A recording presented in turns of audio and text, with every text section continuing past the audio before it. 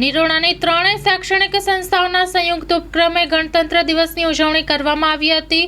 સહભારત માતા પૂજન કાર્યક્રમ પણ યોજાયો હતો। સ્ટોરી રિપોર્ટ બાય માલશી માતંગ નિરોણા।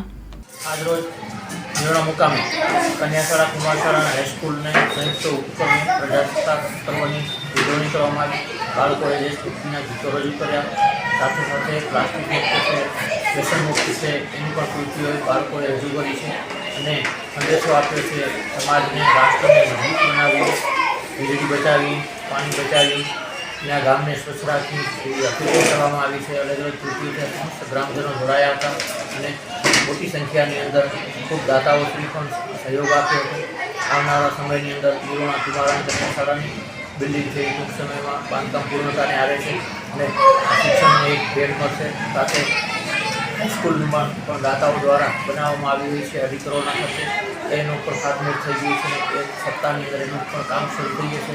અને આજના પર્વ નિમિત્તે હું નિરોણા ગામના સરપંચ અને કન્યાશાળા અને કુમારશાળા અને હાઈસ્કૂલના આચાર્યશ્રી તથા સ્ટાફગણ વતીથી સમગ્ર નિરોણા ગ્રામજનો તથા સમગ્ર દેશવાસીઓને આજના રાષ્ટ્રીય પર્વની શુભેચ્છા પાઠવું છું।